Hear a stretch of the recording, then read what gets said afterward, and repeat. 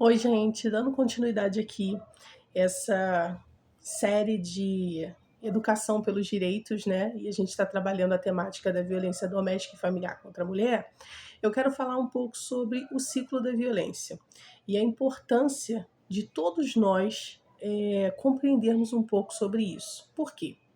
Toda vez que uma mulher ela é vítima de algum tipo de violência, seja ela doméstica e familiar ou até outras violências em outros ambientes, enfim, as pessoas inicialmente elas se solidarizam, né?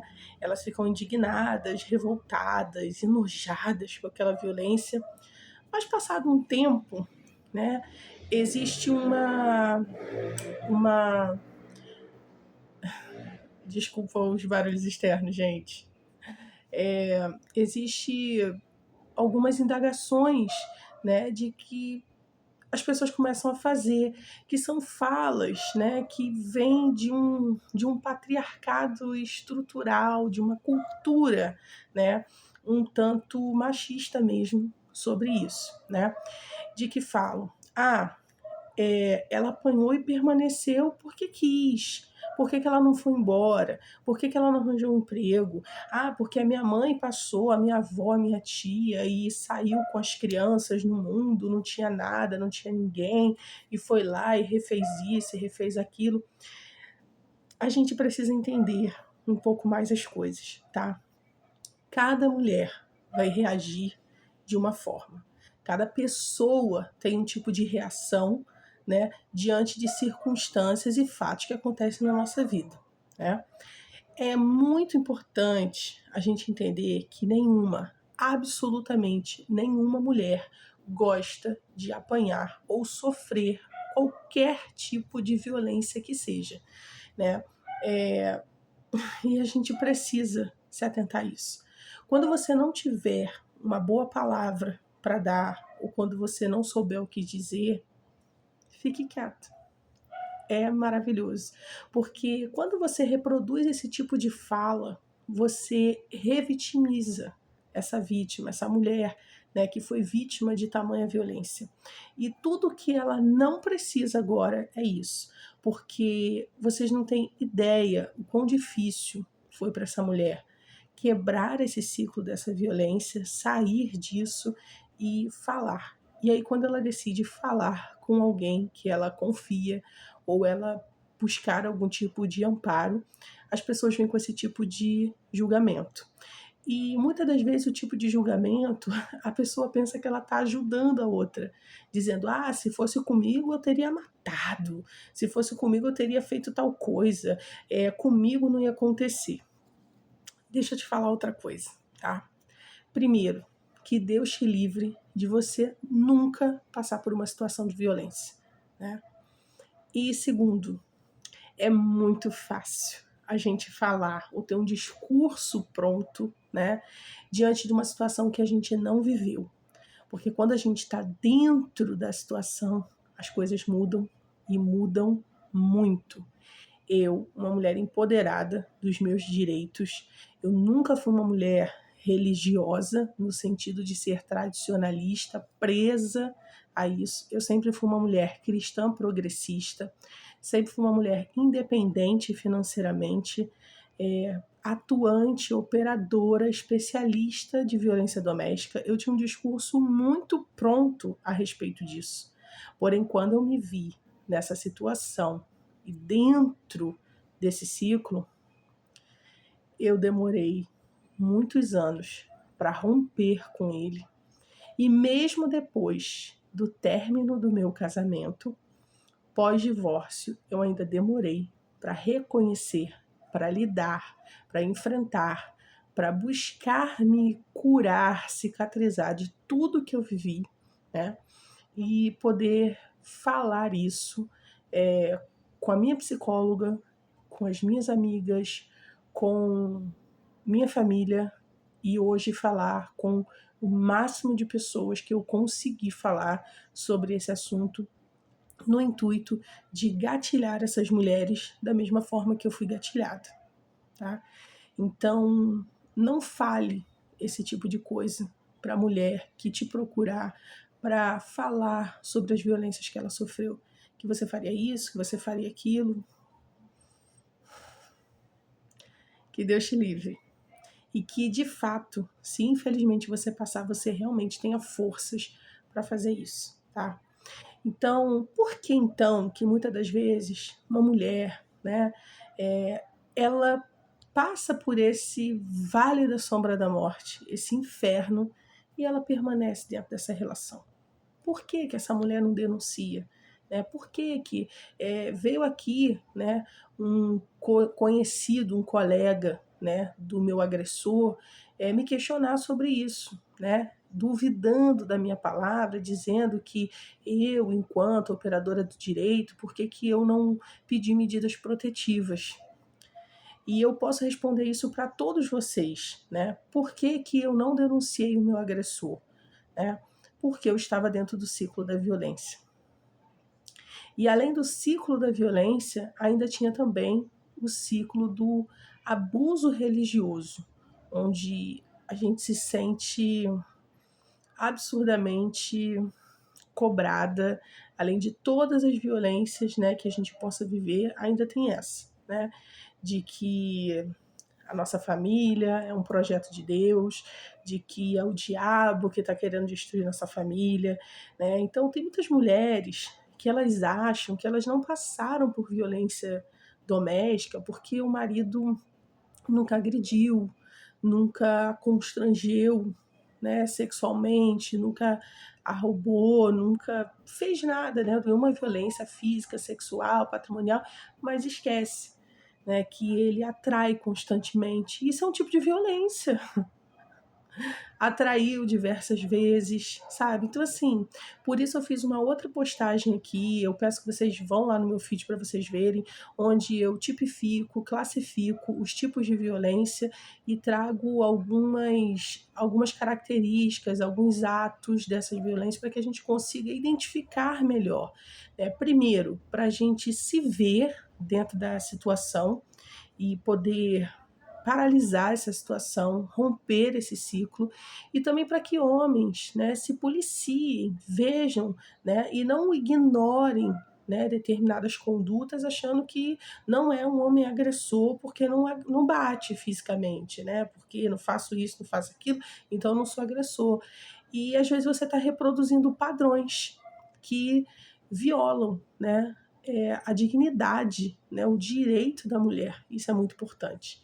Então, esse ciclo da violência, né, onde muitas mulheres são julgadas, né, dizendo que ela permaneceu ali porque ela quis, né, ou porque ela é uma safada, né, porque apanhou mais de uma vez e sofreu várias coisas e nunca denunciou, não é isso. Esse ciclo da violência, ele foi dividido em 3 fases. A primeira fase desse ciclo da violência é o aumento da tensão, né? Onde inicia-se um processo de muitas brigas, muitas discussões, onde ocorrem diversas humilhações, xingamentos, desentendimentos, e a mulher entra num período de silenciamento, de que ela acha que se ela se silenciar, aquela violência vai parar, aquilo vai sumir, né? E há uma responsabilização do outro, né, sobre outra coisa. Ah, ele tá assim, tá brigando muito comigo, porque ele está muito estressado no trabalho, porque ele usa algum tipo de droga, ou porque a bebida, ou foi porque alguém falou, alguém fez. Nunca é a culpa dele. Né? É sempre um fator externo, né, que gera, né, esse momento, né, dessas brigas, e as brigas vão acontecendo e elas vão se intensificando, os intervalos entre elas vão aumentando, brigas que não são brigas comuns, não é um leve desentendimento, são desentendimentos longos, profundos, que vêm de respeito, que duram dias, sabe, de que tem tratamento de silêncio, de ignorar, coisas. Ali já começa, né, esse processo de uma violência emocional, de uma violência psicológica. E aí a gente parte para a segunda fase desse ciclo, que é o ato da violência em si. É onde acontece a materialização dessa tensão, dessa briga toda, e onde ocorre a concretização dessa violência, né? Que pode ser qualquer uma elencada lá na Lei Maria da Penha, e que eu já tenho um feed aqui que eu falei para vocês. É onde pode vir o tapa, onde pode vir a surra, onde pode vir a tentativa de feminicídio, né, de tentar matar essa mulher, onde pode vir a violência patrimonial, a sexual.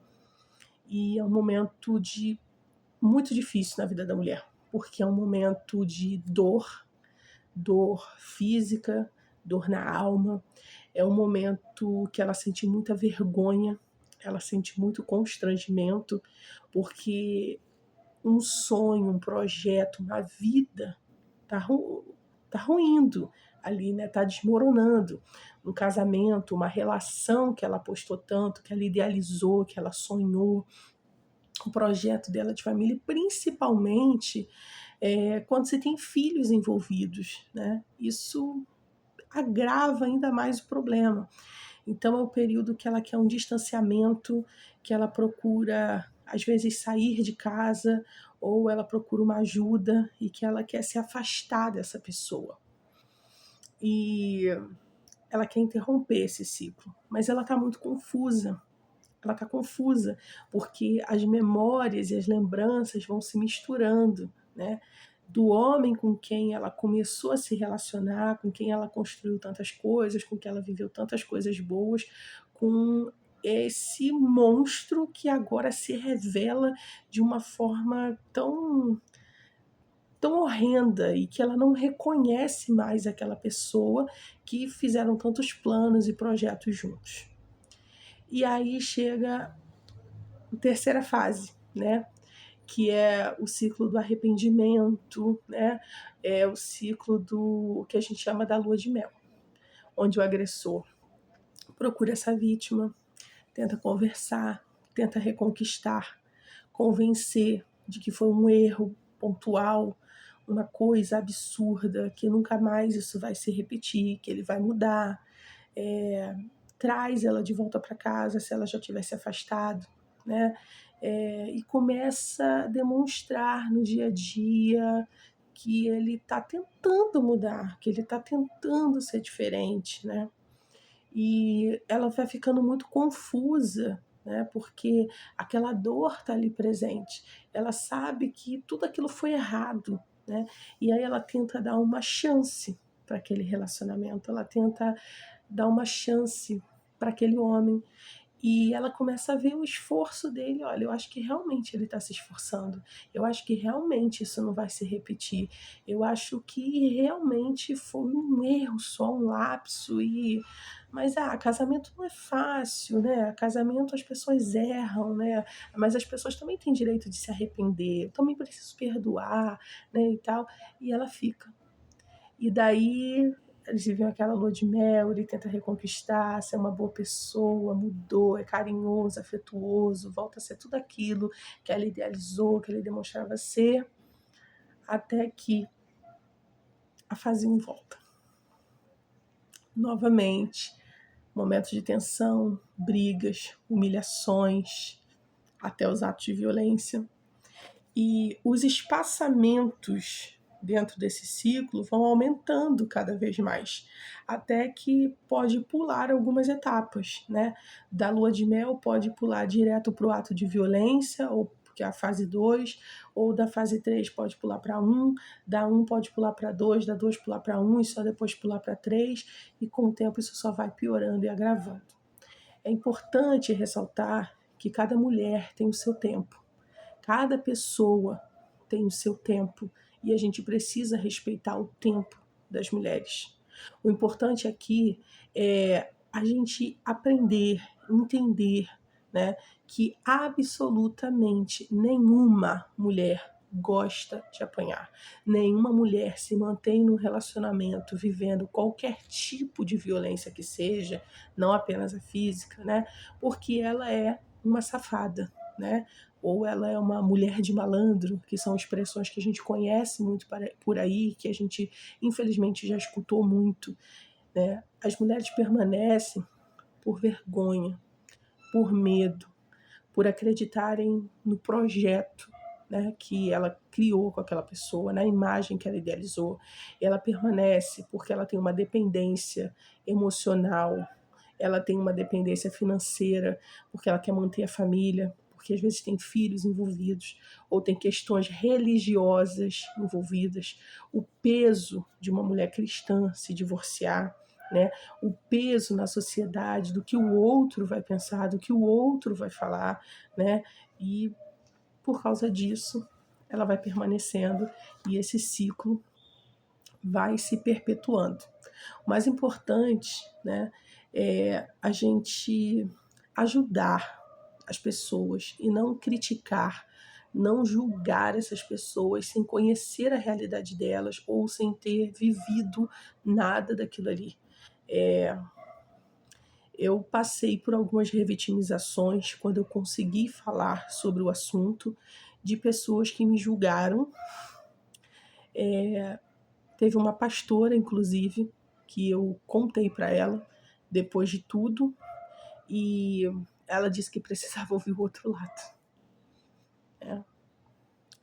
Eu acredito que as pessoas possam ter perspectivas diferentes sobre um fato, mas a verdade é uma só, né? E eu estava diante dela, contando uma situação e ela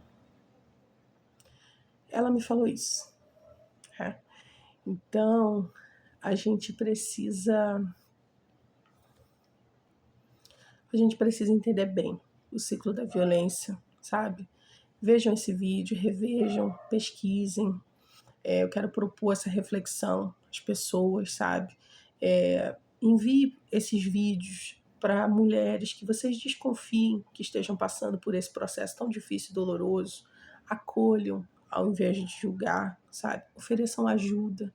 Se não tiver o que falar, só abraça, só escuta, sabe? Fica junto, mas não revitimizem a vítima. É muito doloroso para ela, sabe? E o pior de tudo isso é que quando, né, a vítima começa a identificar, porque muitas mulheres demoram para identificar, porque nem sempre essas violências vêm de forma física, né?